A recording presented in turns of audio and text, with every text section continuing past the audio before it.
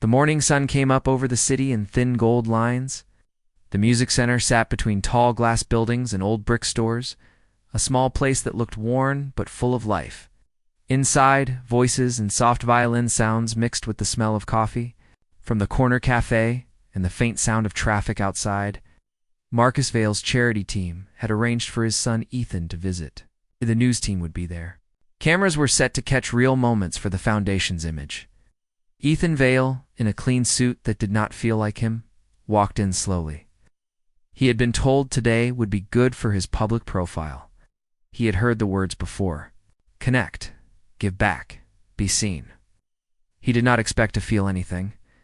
When Ethan stepped into the practice room, he saw children sitting on small chairs, holding instruments with careful hands. Some were nervous, some were smiling. The teacher who greeted him was polite and formal, but Ethan barely heard her because something in the back caught his eye. A girl, maybe 17, was sitting on a low stool. Her clothes were simple and soft, with patches at the knees, and her hair tied back so no strand would get in the way. She held a violin with a quiet confidence.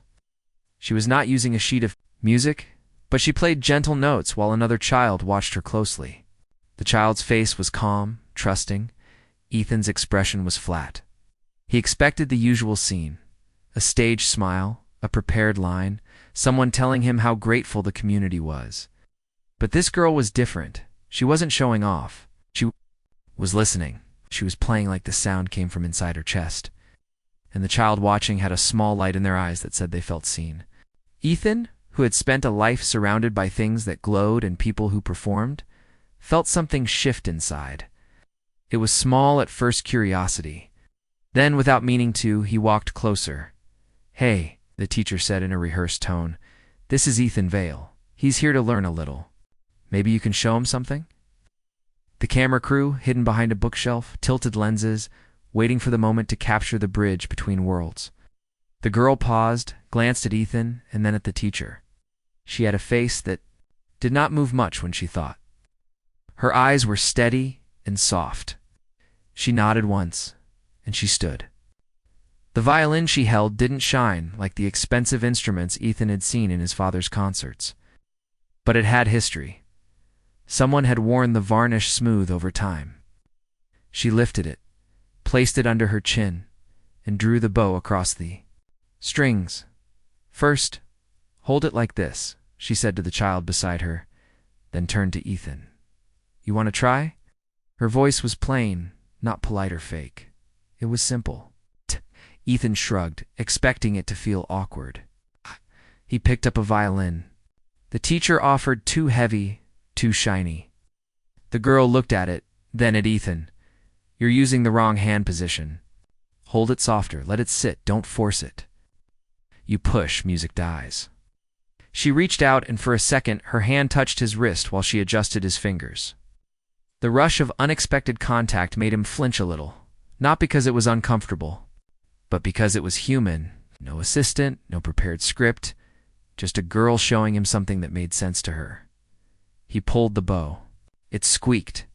His face showed a mix of frustration and a tiny seed of excitement.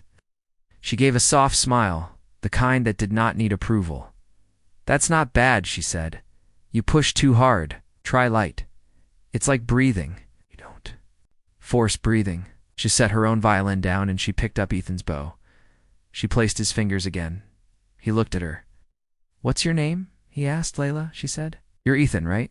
Your name is big in papers, but today you're just a boy with a violin." Her words were simple, like she spoke to everyone the same way. No wonder, he thought. She treated him not like a son of a billionaire, but like a new student who could get better if he tried. That was strange to Ethan. He was used to being watched, but not like this. Here he felt like he was the one being seen for once. He tried again. The sound came out clearer. It was shaky, but it held. Layla nodded. "Good. You feel it now. Don't think. Just do it. The violin listens when you let it breathe." Ethan didn't want to admit that he liked it. He had grown used to doing things because people expected him to. This felt different. He wanted to come back.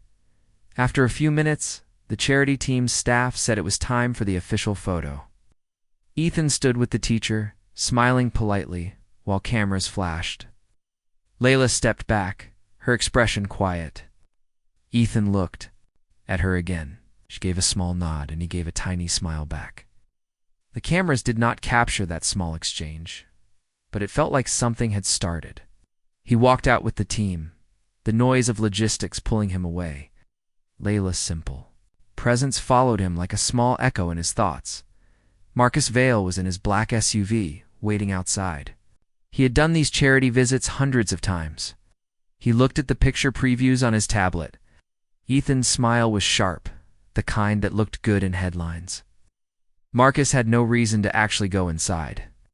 The foundation needed a quick update, a good photo, and then they would move on to the next big thing. But the day's schedule was tight, and one of his advisors insisted on a real-time check. Marcus stepped in briefly, his suit smooth, his movements efficient. He did not meet the music center's children, barely nodded to the teacher. He saw his son, distant, clapping politely for the staged applause. Then, out of the corner of his eye, he saw a different kind of movement, the way Ethan kept glancing toward the back of the room. Marcus followed the look and saw a girl adjusting a boy's hand on the violin with calm focus. Her clothes were worn, but her posture was sure. Ethan's face, for a second, had a softness that didn't belong in a staged visit. Marcus called the aide. "Get a shot of that. It'll look good." The aide assumed they meant a photo of Ethan. With the girl as part of the planned smile, Marcus, checking his watch, walked away. He didn't stay to hear the small sound of the violin, the light in the child's eyes. He left believing everything was under control. But the way Ethan watched the girl, the way he didn't just glance and look away, did not fit the pattern Marcus had trained him into. It was a minor thing. It was a detail. Marcus did not think more about it when he was on his way to the board meeting. But the detail, like a small seed under the snow, did not disappear. Back inside, Layla went back to teaching. The room buzzed and she moved from student to student. She did not have time to pretend. Her hands were warm, her instructions plain. She had started learning violin because her mother had once told her that music was the only thing that gave. Her little brother, a calm night when the electricity went out and the world felt too loud. Layla's family was small. Her father had left years ago. Her mother took 2 jobs and still could not pay all the bills. Layla's violin lessons had been cut when the school could not afford a teacher, so she stayed. She taught others for free because she believed music was what kept her brother from feeling forgotten. A few nights ago, he had told her, "You sound like hope." She kept that in her pocket like a small treasure, the same way she kept the violin rosin wrapped in old cloth to last longer. When the day ended, the center quieted. A few kids left with their cases. Layla packed her violin in the old case, the edges frayed from traveling to the center and back. She had time before the evening shift at the coffee shop, where she worked to help her mother pay for medicine. She was used to watching people come and go. She had seen the rich and the famous visit before. Always polite, their eyes polite, their hands soft. They took pictures. They said thank you. Then they left with their drivers and their clean lives. She didn't expect change. She only expected to keep doing what she could. Ethan, after the staged visit, slipped away. He told the aide he wanted to see more of the center, that something about the violin room felt different. The aide hesitated, and then, thinking it would give Ethan another human moment, let him go with a volunteer.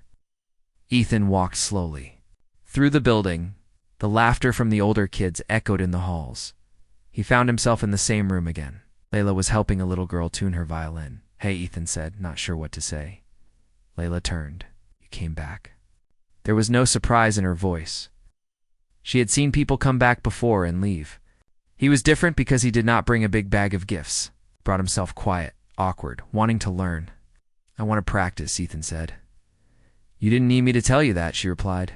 "Sit. We start with the bow." Again, light touch. Not like pushing a car. Like petting an animal that trusts you. He laughed. It came out small, a sound that had not been used for his own reasons in a long time. He practiced. She watched. He made mistakes. She corrected him without drama. He listened. Felt something take root. Music. Yes, but something behind it. He felt the idea that he could try to be better, not for a headline, but because the act of making sound felt real. The day ended, and they both left the center. Ethan went home to the glass tower, where his world looked clean and quiet in the evening light. Layla walked the crowded streets, violin case against her back. Thinking of the small boy she taught today, and the rich boy who came back, she didn't know what he wanted, and she didn't ask. She only knew that he had stayed, and that staying asked for something, maybe honesty. Ethan, in his room, held the violin awkwardly and drew the bow once. The sound was raw, but it was his. He closed his eyes. He heard Layla's voice again. Ethan kept coming back, stopped telling the aides or the charity staff. He began to arrive early, carrying the same borrowed violin case, hoping Layla would be there. She was almost always there, already teaching the younger kids, correcting their finger placement, showing them how to breathe with the music. She did not act differently because he was the billionaire's son. She treated him like every other student who came, with quiet patience and no fake praise. That was what made Ethan want to stay. He felt the space between them becoming less about who he was supposed to be and more about who he wanted to become. Layla began to notice patterns. Ethan would show up, sometimes with a tired face from the world he lived in, sometimes with a little light in his eyes because he had practiced alone. She saw him trying to hide when the center's other volunteers talked to him, like he was afraid someone would put a label on what they were doing. She didn't ask about the labels. She only asked, "Did you bring the bow in right today?" He didn't know how to answer, so he just nodded. The more time they spent, the more the differences between them rose like a quiet river between two banks. Ethan's days were full of meetings, carefully managed public appearances, staff telling him what to say, and phone calls filled with numbers, profit, expansion, heirs. He lived in a high tower that watched over the city in glass silence. Layla's days were full of worry about the rent, the medicine cost for her mother, making sure her little brother finished his homework before their small apartment's lights flickered off because the power bill couldn't be paid yet. But in the room with the violins, those differences softened. Music became the place they met. Ethan talked about sound and felt it. Layla taught him to take a breath before drawing the bow, to think of music like a story told slowly, not something to be rushed or used to impress. One afternoon, as rain beat gently on the windows, Ethan came in looking more unsettled than usual. He sat down, and he didn't speak for a while. Layla was tuning another student's violin. She kept one ear open to his breathing. When she finished, she turned. "You okay?" she asked. Ethan looked at her. "My father wants me to stop coming." "Here," he said. He didn't shout or speak like it was a dramatic story. He said it like a quiet fact, as if he was telling her the weather. Layla paused. She had heard of people dropping out before. They came in wanting something and then disappeared. But she had not expected trouble like this. "Why?" she asked. "Says I'm wasting time. Says I should only learn from the best. From people with names, not from someone who teaches for free." His fingers fiddled with the bow. Says I can have a private teacher. He says this is a phase. Layla's eyes did not change color. She stayed calm. "He doesn't know what you feel when you play?" she asked. Ethan shook his head. "He thinks feeling doesn't count. He wants control." He lifted his bow and moved it across the strings. The sound wobbled. He said, "If I keep coming, he will have the center lose support. He thinks I'll stop. He doesn't understand that. This isn't just about the violin." Layla leaned forward. "Hey, then don't let him take it away." Her voice was not loud.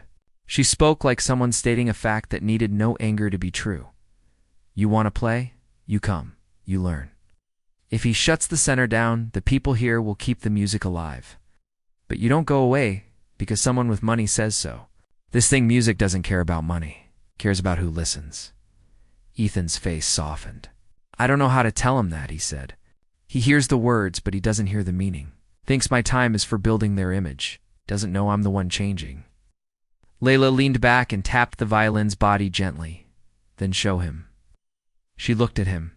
"Carefully. You don't need to fight him with his rules. You show him with sound, when you play like you did today. the part of you that listens will speak. And if he still doesn't get it, we keep going. You're not alone. He pushes. We push back with the truth of what you felt when you pulled that bow. Ethan swallowed. He played again. This time the notes were better. They trembled less. Layla watched. When he stopped, she nodded. Good. Keep that. Don't let fear squeeze it. Their time together grew deeper. Ethan began to open a little more. He told her something he had never told anyone, that he sometimes felt like he was empty inside, like the things he had were designed to look full, but did not feel that way when he touched them. He told her the people around him always said, smile for the camera or say the right thing. He didn't know who he was outside of those ordered parts. Layla listened. She didn't give big advice. She said, then breathe with your music. Let it help you find the part that is not for the cameras. Layla, in return, told Ethan a small piece of her life. She told him about her little brother Samir, who hummed the tune she played to sleep when their apartment lights went dim. She told him how her mother used to clap when her violin sounded right, even if they had no money for new strings. Ethan didn't know how to respond at first. He had not been used to sharing and not being judged. He only said, your brother is lucky. Layla corrected him softly. Lucky. He works hard. Luck is what happens when someone keeps going even. When the world shrugs, he listens. That's why I teach. So he hears his own hope. 1 week passed like this. Ethan came several times. He also brought small changes to himself. He stopped checking his phone constantly during the lesson. Came with a look that once had been nervous, but now carried quiet purpose. Layla noticed that he began to practice more outside their meetings. She heard the faint sound of the violin from the hallway, someone playing the same scales over and over. Not because someone ordered it, but because he wanted to hear the sound grow. That made her trust him a little more. She began to give him more than the basics. She showed him a simple piece from her childhood, a short song her mother used to hum. And she explained that the rhythm was like the heartbeat of someone who keeps going. Ethan practiced it with clumsy hands, and then better, and then with feeling. Rumors reached the center. People talked quietly. The other volunteers asked about the boy who kept coming. Some said they had seen his father's name in the paper. A few kids whispered that the rich boy liked their music room. Layla did not correct them. She did not want to make it about Ethan. She wanted it to be about music itself. But the murmurs grew louder when Ethan, one afternoon, asked her if she would play with him at the small community gathering scheduled in 2 weeks.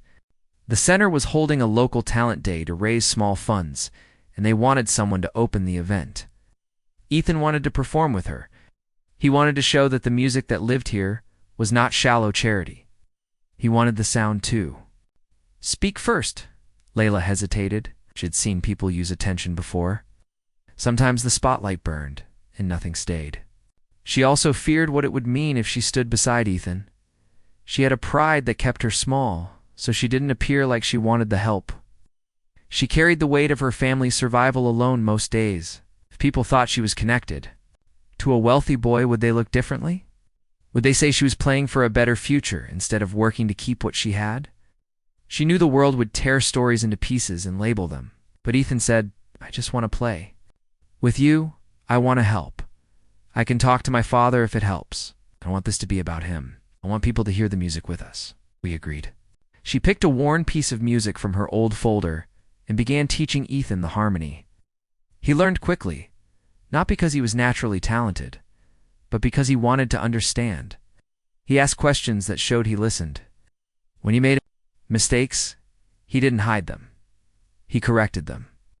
For the first time, Layla saw him not as someone who had everything, but as someone who carried something heavy beneath the surface and was trying to let it go. The day before the event, someone from the center's small staff told Layla quietly, if it gets attention and your name is next to his, they might try to use it. Be careful. Layla nodded. She didn't say she was already careful. She had learned the hard way that being visible sometimes meant being pulled. She trusted Ethan in the small way she could by watching how he treated the music, not the audience. Ethan, late that night, went home and sat in his quiet room that felt too big. He held the violin and thought about what he would say to his father if his father asked about the performance. He didn't want to fight. He wanted something to shift. He wrote nothing down. He just kept the idea of the music in his mind, like a small lantern he didn't know how to give words to. The morning of the event, people came from the neighborhood. It was a simple setup outside the center with a few chairs, a small stage, and a banner with hand-drawn letters. Layla arrived early. Ethan came too. He had a small black shirt on, normal pants, no expensive watch visible. He carried his violin carefully and looked like someone who belonged there, not someone who was using the stage. They practiced one last time. Layla whispered, "Just play. Don't think about what it means to anyone else. Let it be what it is." They went on stage. The crowd was small at first, mostly neighbors and a few volunteers. Ethan raised his bow. Layla started the first note, and he followed. The duet began slow. It was not perfect. The sound trembled, but it held. The music was not for applause at first. It was for breathing. After 2 minutes, the quiet turned into it. The music filled the small square, soft at first, then growing like a wave that did not crash but spread warmth. The woman selling samosas across the street stopped stirring her pot. A boy playing with a toy truck put it down and watched. Ethan and Layla played together without a plan to impress. The sound came from their breathing and their shared quiet. It was not perfect, but it was honest. The notes carried the small stories inside them. Layla's long nights making sure her brother slept.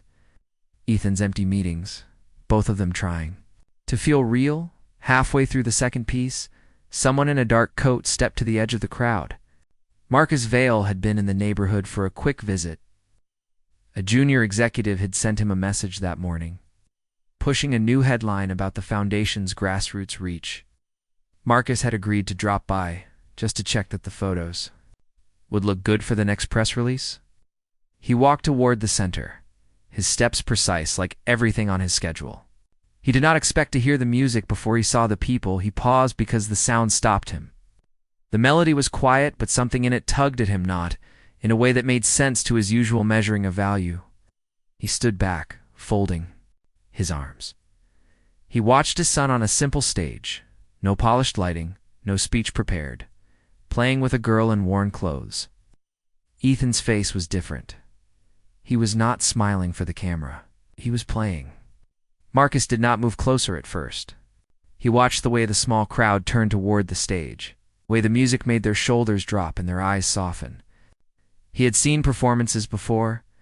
He had seen people clap for causes.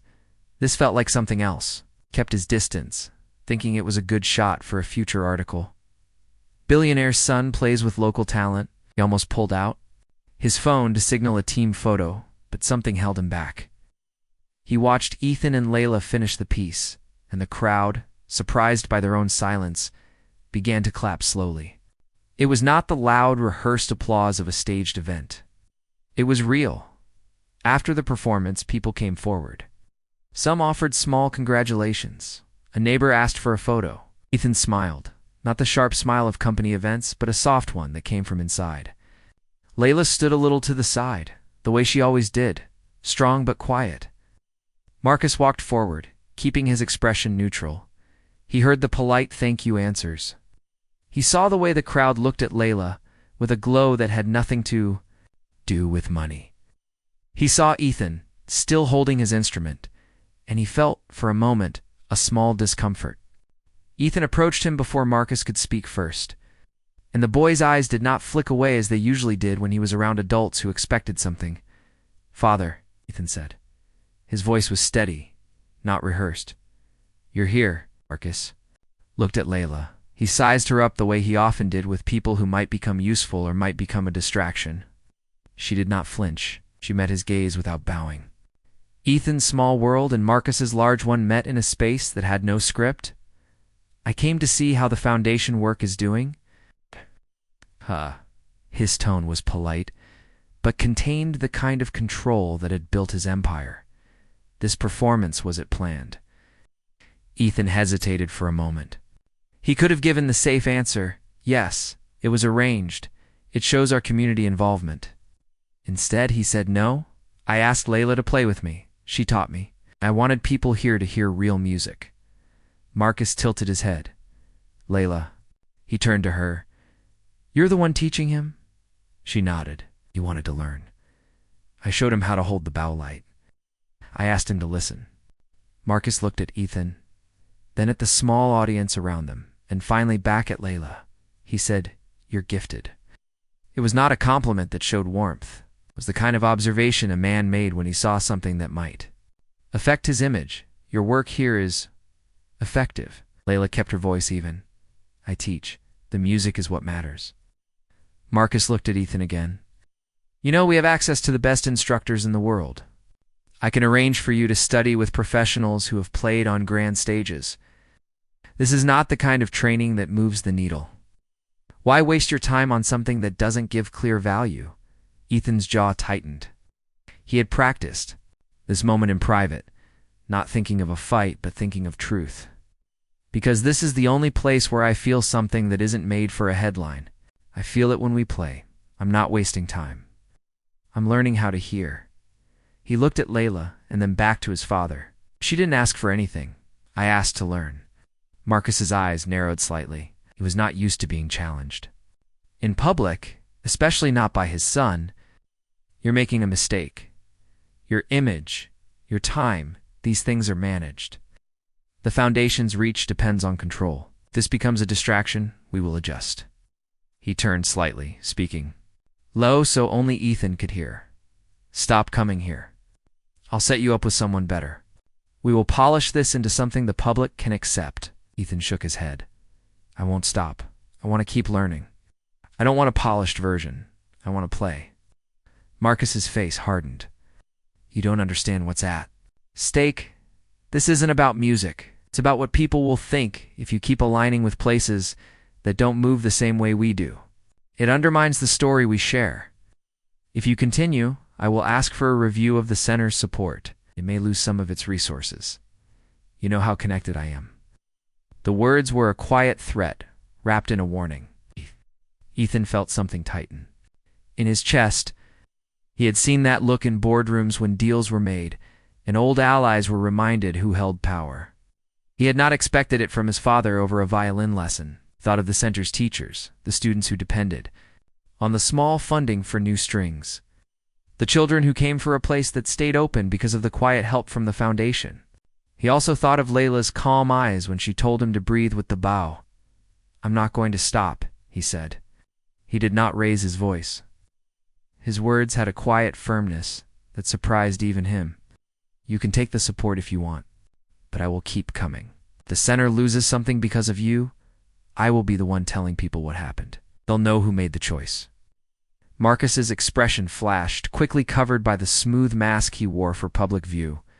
You think you can speak for everyone? You think you understand how this story looks to the world?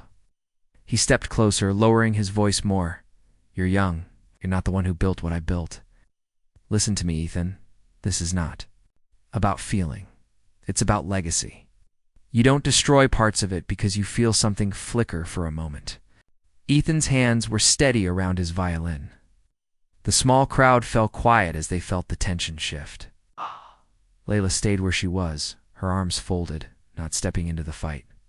She had taught him to be strong in the small ways that mattered. She had not pushed him before, but she stepped in now with something softer. Marcus Vale, she said. Her voice was calm, but carried weight. Music doesn't destroy. It shows. Ethan is not breaking anything. He's letting something grow. The center helps a lot of people. If it loses support, the people here will still play. They will still teach. It's not a threat. That's truth. If you take away the help, you take away what your son found. That might be a loss no one planned. Marcus looked at her. For a moment he saw the quiet lines in her face from years of holding up more than she should. His mind, shaped to see leverage, saw more than a teacher. He also saw the way the crowd looked at her, not with pity, but with respect. He turned back to Ethan. You're making a choice. This path will not be easy. You know what I can do? His eyes flicked toward the small children who had been watching, and then he walked away. He did not leave loudly. He did not make a scene. He stepped back, turned, and walked into the street. his coat catching the light. The crowd shifted, murmuring softly. Ethan stayed where he was, holding the violin. His father was gone. Layla put a hand gently on his shoulder. "You did what you needed," she said. "Now we keep playing. Let them hear. Let the sound carry the rest." Ethan nodded. He felt raw. He also felt something else, like a small spark that had been hidden under the weight of being someone's image. He played again for the people who stayed. Music was different. It had a small crack in it, but it was honest. People came closer, some whispering. A woman in the crowd wiped her eyes. A boy looked at Ethan like he saw him for the first time. The moment held itself. Nothing was fixed. Nothing was broken beyond repair. But a line had been drawn. Ethan had chosen a path that was not just about him. The sound of the violin carried that choice like a quiet promise. Later, the square emptied. Layla and Ethan sat on the stage steps, the leftover chairs around them lost in the evening light. The small event had ended, but the feeling stayed. Ethan had a look in his eyes that no boardroom had given him. He said he would cut support. Thinks I can't handle it. He says I'm making a mistake. Layla nodded. He's used to making sure the story is safe. He doesn't like the parts that don't fit the picture-perfect version. That doesn't mean it's wrong. It means you're doing something real. She paused and then asked, quietly, "What do you want to do next?" Ethan didn't answer. Right away, he looked toward the city beginning to light its windows. "I want to show him what this means. I don't want to shout. I want him to hear it. Maybe he will. Maybe he won't. But I'm not going back to the..." Word spread fast in the neighborhood. What Ethan had done, standing up, playing, refusing to back down, was now a quiet story people told over their morning tea. Some said the billionaire's son had finally found something real. Others whispered about the tension when Marcus Vale left without a word. The music center felt the change already. Volunteers watched the way people looked at Layla and the way they looked at Ethan. He kept coming. He kept playing. He also began to bring small things, not gifts, but presents. He didn't say much. He let the music do the talking. Then the news came. The center's small staff got a call from a friend in the foundation's office. Support was being pulled. Some of the scheduled funding that helped keep the doors open, buy strings, fix broken instruments, and pay for the little flyers for community events was quietly delayed. It was not a public announcement. It came in a stack of polite emails. The director of the center, Ms. Alvarez, who had fought to keep the place alive for years, read the message with her lips pressed thin. She passed the screen to Layla. "They want to review the alignment," she said softly. It's the kind of phrase they use when they think something is not tidy enough. "They haven't cut everything yet, but if this continues, we might lose the youth program." Her voice held a tired calm. She had seen good things pulled away before when the right people felt threatened by something that wasn't shaped to their neat ideas. Layla felt the weight in her chest. She had expected trouble. She had seen the way Marcus had looked at her, the way he had spoken. She had felt the edge in his warning to Ethan. But still, the idea that the place that had been a safe space for so many might shrink or close because of a choice Ethan made, because he played, honestly felt like a fresh hurt. Ethan heard the news from one of the volunteers. He was helping carry a few old stands into the room when the boy said, "They're slowing money. They said the foundation is thinking about pulling support." Ethan's hand stopped. He looked at Layla. He couldn't hide it. He felt powerless in a way he had not in the fight with his father. The truth was he didn't know what to do. His father's quiet control had already started to move. The things he loved, the small sound of the violins growing, might be lost. Because someone else decided it was inconvenient. Layla turned to him. She could see the worry in his eyes.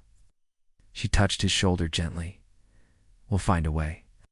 She spoke not to make him feel better, but because she believed it. She had lived with little and found new chances anyway. People hear what's real. This isn't the end. We work, we play. We let the community know. She didn't tell him she was afraid. She kept that behind the face that did not crumble. The week after, a donor event was arranged by the foundation. It was a high-ceiling room of glass and polished floors. Lights hung like small moons, and the people there wore their success like armor. Ethan had been told to speak. The speech was supposed to be about impact metrics, the future of the foundation, and the importance of focusing resources effectively. Marcus Vale was there, composed, the center of attention, carrying the steady weight of expectation. Ethan sat near the back, the violin case tucked beside his chair. He was expected to say the right words. Instead, when he stepped forward, he did something unexpected. He walked up without a prepared script. The microphone waited. People in the front rows adjusted slightly, ready for polished speech. Ethan looked at the faces, some kind, some sharp, some curious, but most waiting for the version of him they had seen before. He did not talk about metrics. He did not mention programs with big titles. Said something simple and true. "I came here to talk about music," he said. The room went quiet. A few heads turned, confused. "I've been learning with a teacher who doesn't get paid. She teaches kids for free. She doesn't ask for attention. She gives because she wants them to hear themselves." He paused. He looked toward the back, and his eyes found Layla's face in the crowd. She was sitting near the doorway, watching, with a tight hold on calm. When I told my father I was going to keep coming, he didn't understand. He tried to make me stop, said I was wasting time, said he could give me better fancy people, clean stories. God is not from a polished stage. It's from a small room where someone told me to breathe with the bow and listen. That's when I felt real. Now that's when I felt like I could be more than a name. Some people shifted. A few smiled with confusion. Marcus's face did not move. Ethan kept going. The center that helps her teach others is in trouble. Support might go away. It's not because they did something wrong. It's because someone wants control over how things look instead of what they do. I'm asking you to help them keep going. Not because it looks good, because it matters. Because real sound, real learning, real care is happening there. He left the stage before anyone could clap loudly. The silence stayed for a moment. Then, from the back, a single person stood, then another. The applause grew, not the polite kind that came with a smile and a slow head nod, but the kind that came from people who felt the words, even if they didn't understand all the parts. Marcus Watched, he didn't move. The room felt different.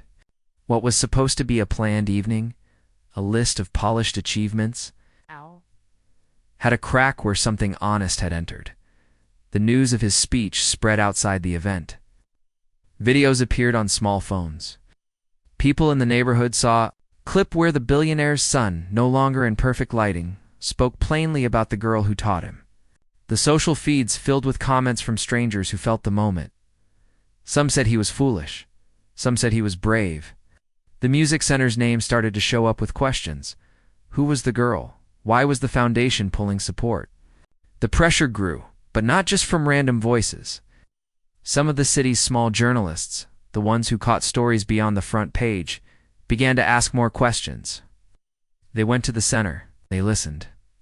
A day later, a donor who had been at the event, a woman who had once grown up in a rough neighborhood herself, came by the center with a small team. She had tears when she saw the worn violins, the faded posters, the kids practicing with hope. She asked to meet Layla. When she found her, she said, "I want to help. Not because of your connection to the Vale name, because I see what you give. I was like those kids. Someone didn't see me then. Wait. I want you to have a scholarship. A full one. Had a real chance to study and still stay where you are if you choose." Layla froze. She had been offered help before, but it was always wrapped in strings or came with a price she could not pay.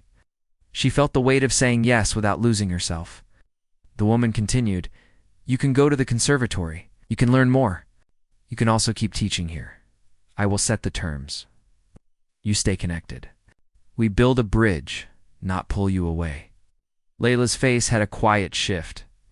She looked toward the window where Ethan was helping a little boy tune his violin.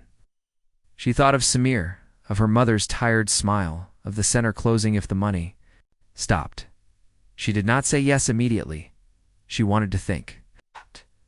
The woman nodded. "Take a day. But know this, people are watching. If the center is under pressure, the story of what they took away will be louder if you let it. we can protect you. Let the music be louder than anything else." Meanwhile, the quietly growing public support brought more small donors. Neighbors started a campaign. They gave what they could. $5, $10, a cake sale.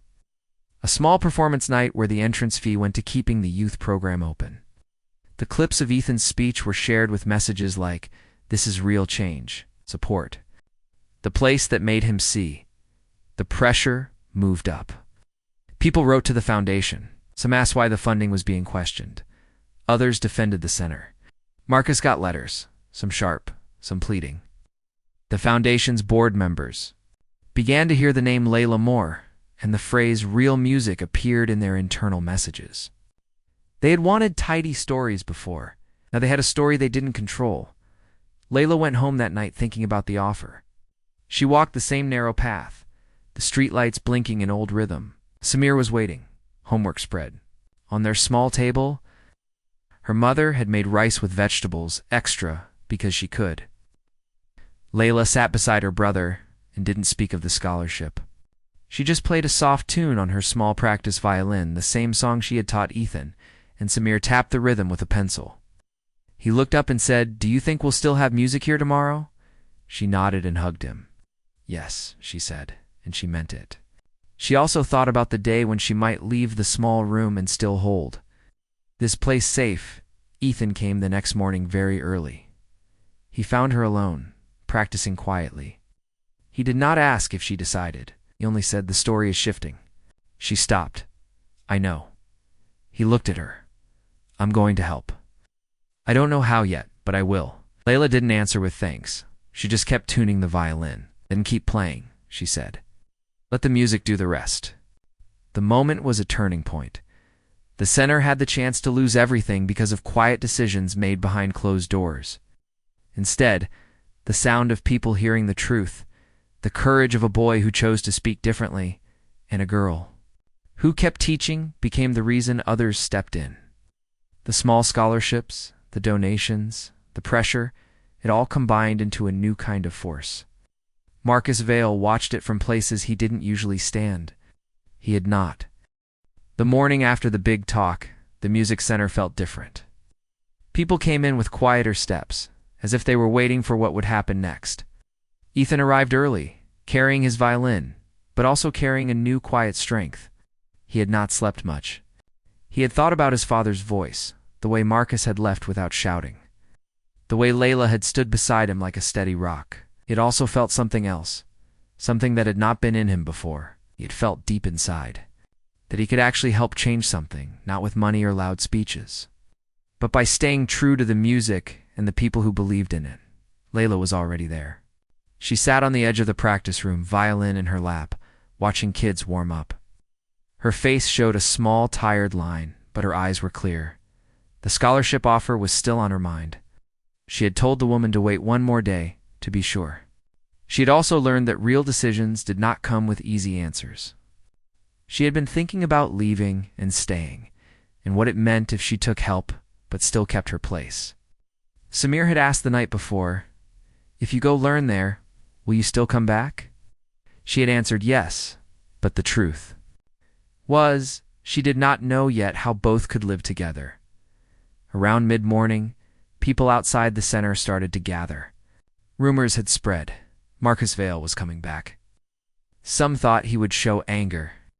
Some thought he would quietly pull the support and leave without explanation. Others, the ones who had seen Ethan's speech and the letters pouring in from the city, told each other, maybe he will do something unexpected. The small square, filled with neighbors, volunteers, a few local reporters, and kids watching with curiosity. Layla kept teaching, moving from one student to another, watching the door with quiet thought. Then Marcus arrived, did not come in. A big car this time. He walked from the street, his coat open. No security team visible at first glance. The people saw him and held their breath. He stepped inside the room where the violins were lined up in their worn cases. He stopped for a moment, as if taking in the sound that hung in the air, some soft scale from a child, a hum from a teenager. He looked like a man who was measured, but something had changed in his eyes. He did not scan the room like a general taking territory. He looked like someone who had been listening. Ethan noticed him and stepped forward. "Father," he said, the same way he had before, not loud, just calm. Marcus nodded slightly, then turned toward Layla. She was near the back, letting the children finish tuning, did not go through the motions of scanning her for value, walked straight up and stood in front of her. "You're Layla," he said. His voice was low and even. He had looked for a long moment before speaking. His expression did not carry the old sharp edge from the day before. Instead, it had a quiet weight to it that few people had seen when they expected him to be cold or distant. The room felt small in the way the air caught around that moment. "You came," she said. She did not sit. She did not pretend she was not paying attention to everything. She kept her violin held lightly, her hands steady. "I did," Marcus answered. He looked past her, at the kids, at the boughs resting, at Ethan standing near with his case. "I heard what you said." "I heard what he said." His eyes turned to Ethan. "I also heard what other people said." He turned back to Layla. "I was wrong yesterday when I spoke the way I did in front of everyone. I did not understand. I still don't fully understand, but I see something." He pulled out a small paper from his inside coat pocket. It slowly, as if it mattered, and set it on the table in front of her. Layla did not move. She waited. Marcus continued. "I'm going to give the center what it needs to keep going. Not because I want control, not because I want to shape the story. I'm going to fund it so it can grow the way it needs to grow." He looked at the volunteers around him. "I will also make sure the people who teach here get support. That includes you." He turned back to Layla. "I want to offer you the scholarship, the one the woman from yesterday offered. I've already spoken with her. You can go. You can study. But I'm not asking you to leave what you've built here. I want you to stay connected. I want you to lead a new program. I want you to be the head of community music, the one who decides how it runs. No strings from me. Just the tools you need.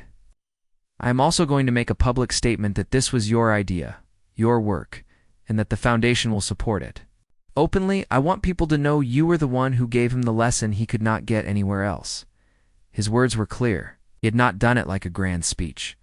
He said it as if he had decided not to fight the change, but to let it come in a different form. The room was quiet. Ethan stood still, holding his violin like a shield and a promise. Layla looked at the paper. Then she looked up at Marcus. "Now?" she asked. Her voice was soft, but it carried the sense of someone who had learned to ask before accepting something that had power over her. "Because I watched what happened after you both played," Marcus said. "Because I heard the city talk. Because I heard him speak for something real. I don't want to lose what's started. I want to be the one who takes it away. And I don't want my son to think he has to choose between the truth he felt and the world I built." He paused. "I want to give him the chance to build something with it." He looked again at Layla. "I'm offering. You don't have to take it, but if you do, you control it. I step back. I will not interfere. I want you to help Ethan. Others make the bridge. That's what I want." Layla held the paper, not folding it, not throwing it away. She watched the way the small children continued playing in the background, their fingers holding the instruments like hope. She thought of Samir's face when he heard her practice, the way he tapped the rhythm with his pencil. She thought of the room being quiet if the center closed, the way kids would lose a place that had become a home. She thought of the woman who had offered the scholarship with no strings, and how the world had pulled at her before, wanting her to leave and forget the small place she came from. She looked at Ethan. He was quiet. He did not speak. He held the violin. He looked at her like someone waiting to see what she would do, someone who had already chosen to be there. She folded the paper gently. "I will go," she said, "but I won't leave this place. I will teach there and here. I will help others come." Her eyes moved to Marcus. "If you want the story to be true, then don't just fund it. Let the people know why it's real. Let them see it grow from what they built, not what you gave. I want the program to be for the neighborhood. I don't want it to become something that takes the kids away to another place and forgets them." Marcus nodded. Agreed. He turned slightly, and then surprised everyone again. He lifted his hand and looked around. "I'm going to make the announcement today. I want the public to know that this is not just philanthropy. This is a change starting from the ground. Layla will speak. Ethan will play. I will listen." He gave a small half-smile that the people who knew him saw. Rarely, word moved fast. Within an hour, the square outside had more people than before. The local reporters had been told to come back. Kids brought their families. Ms. Alvarez came in, her eyes wide. She looked at Layla and then at Marcus. She did not say anything. At first, she just watched. Marcus stepped up to the small makeshift area and made a short statement, one without a big stage or prepared script. He said, "I thought I knew what value looked like. I was wrong. Today I'm here to support something that didn't start with my name. I'm here so the people who built it can keep building it. Layla is the heart of it. Ethan is the one who listened. I will not take credit. We'll give the chance instead." Back then, he turned to Layla. "The program will have your name on it in a way that means you control it. The city will know it was your work." The people around him applauded. It was not the stunned silence from the week before. It was a warm sound, a sound that felt like a release. Layla's face showed a small smile, the kind that came from relief and a quiet kind of pride. Ethan stepped forward, lifted his violin, and played the first note. The sound carried differently now. It had weight. It had the feeling of having come through a choice, not a demand. The music wrapped around the small square like a blanket. Marcus stood back. He did not leave. He did not force himself into the Cinta. He watched the children play, the way Layla guided them, the way Ethan helped a little boy tune his instrument. He stayed quiet and listened. The people who had been skeptical watched his body language change. He was not the same man who had given a threat the week before. He had shifted. Stunned faces of volunteers and neighbors slowly turned into quiet hope. Later, when the crowd thinned, Layla went to a small table and pulled out a notebook. She wrote down the plan how she would split time between the conservatory and the center, how she would train new teachers from the neighborhood, how she would keep a part of the scholarship for instruments, and how she would let Ethan help run small performance days. Ethan watched her write, then pulled a piece of paper from his own case. He wrote, "I will help find voices. I will help make sure the music is heard from here too." He folded it and placed it beside her notebook. Marcus left quietly after. A while, he didn't make a big exit. He touched Ethan's shoulder, a small gesture, then looked at Layla. "Keep me honest," he said. She nodded. He walked away, not into the polished world.